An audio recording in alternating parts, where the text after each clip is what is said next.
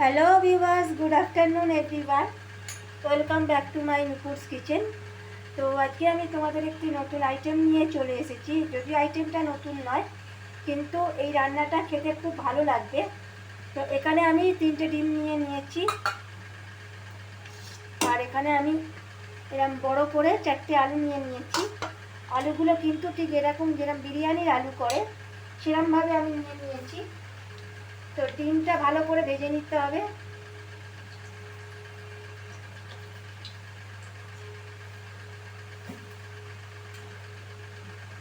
এখানে আমি ডিমটা ভাজার জন্য কড়াটা আগে গরম করে নিয়েছিলাম। এর ফলে কী হবে, তেলটা দিলেই খুব তাড়াতাড়ি গরম হয়ে যাবে। এবার আমি নুন হলুদ দিয়ে অল্প একটু হলুদ দিয়ে ডিমটাকে মাখিয়ে রেখেছিলাম।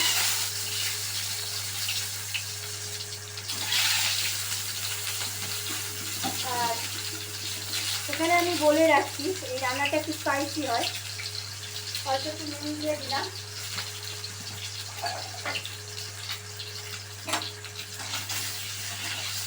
ডিমটাকে অল্প তেলে ভাজতে হবে, খুব বেশি লাল লাল করে ভাজার দরকার নেই।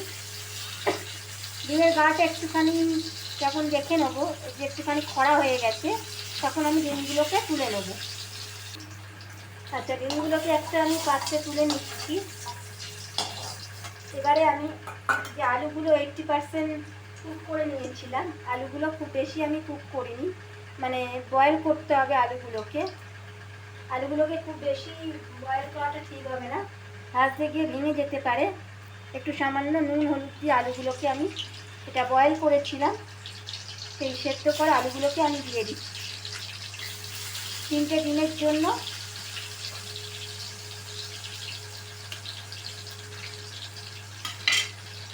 এখানে আমি 5টা আলু দিয়েছি। তোমরা যারা আলু খেতে পছন্দ করো না তারা আলুটা স্কিপ করে যেতে পারো। তো এখানে আমি একটু কষা টাইপের দেখাচ্ছি, বিহারি স্টাইলে আমি করে দেখাচ্ছি, একটু স্পাইসি হয় রান্নাটা। আর চালটা ভেজে তুলে নিয়েছি আমি। এবার কড়াইতে যে তেলটা আছে সেই তেলের মধ্যে আমি এখানে হাফ চামচের মতন, হাফ চামচের একটু বেশি আমি গোটা জিরে দিয়ে দিচ্ছি।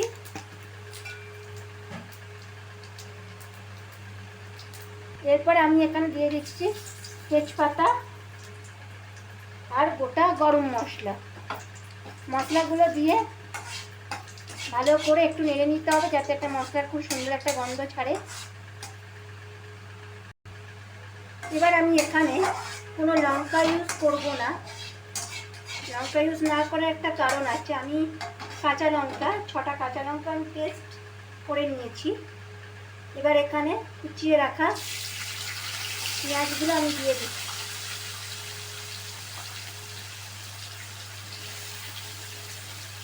এখানে আমি মিডিয়াম সাইজের 1.5খানা পেঁয়াজ নিয়েছি।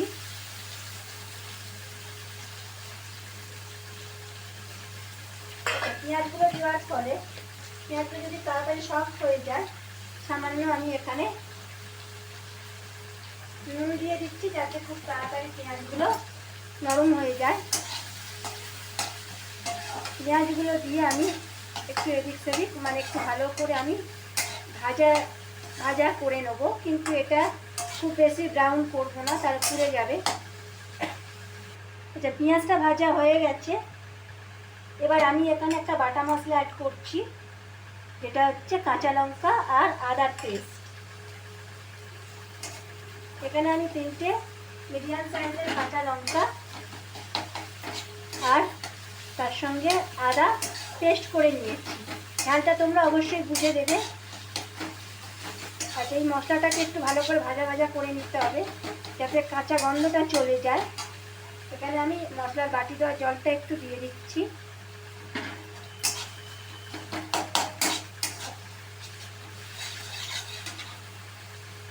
এটা দিয়ে দিচ্ছি আমি হাফ চা চামচের মতন জিরে বাটা।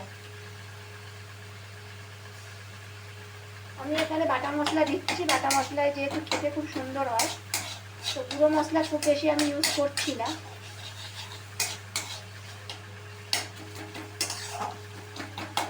এই রান্নাটা আমি একটু বিহারি স্টাইলে বানাচ্ছি, তো আশা করি ডিম আলু কষা বিহারি স্টাইলে খেতে খুবই সুন্দর লাগবে।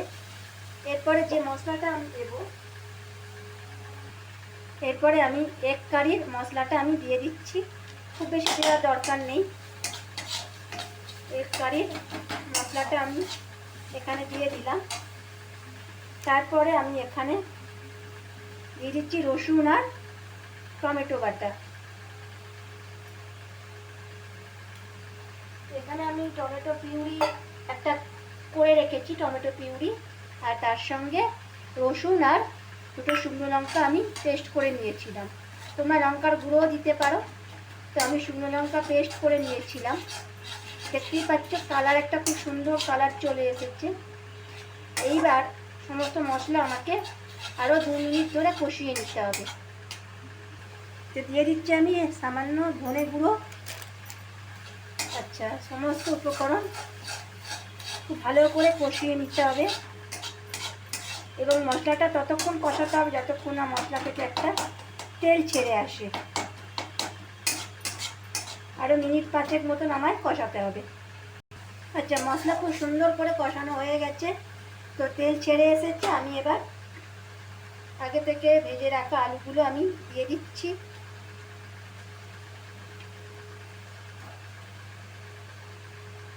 আলুগুলো দিয়ে আমি সাথে সাথে নুন অ্যাড করে দিচ্ছি, এখানে 1/2 টিস্পুন মতন। যেহেতু আমি আলুগুলো ভাজার সময় নুন দিয়েছিলাম, সামান্য আমি জল দিয়ে দিচ্ছি যাতে মশলাটা যাতে গায়ে লেগে না যায়।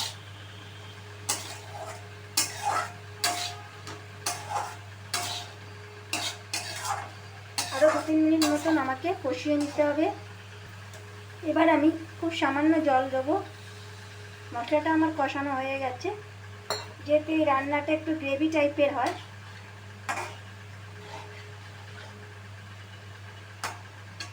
আমি সামান্য পরিমাণে জল দেবো। জল দেওয়ার পরে একটু ঢাকনা দিয়ে আমি ঢেকে দেবো। আচ্ছা, ঝোল আমার ফুটতে শুরু করেছে। আমি ডিমগুলো আগে থেকে বেঁধে রাখা ডিমগুলো আমি দিয়ে দিচ্ছি ঝোলের সাথে, আর তার সঙ্গে আমি এখানে ডিমগুলো দিয়ে আরও কিছুক্ষণ মিশিয়ে নিচ্ছি। আর এখানে আমি কুচিয়ে নেওয়া ধনেপাতাগুলো অ্যাড করে দিচ্ছি। সমস্ত রকম মশলা খুব ভালোভাবে আমি কষিয়ে নিয়েছি। আরও 3 মিনিট মতন আমি চাপা দিয়ে দেবো যাতে সমস্ত মশলা ঢুকে যায় ডিমের মধ্যে। তো দেখতেই পাচ্ছেন রান্নাটা কত সুন্দর করে হয়ে গেছে। তো আমি যেরকমভাবে বানালাম আপনারা একইভাবে খাবেন, অবশ্যই বাড়ির লোককে খাওয়াবেন। আর গরম মশলা ছড়িয়ে দিচ্ছি নামাবার আগে। ধন্যবাদ, ভালো থাকবেন।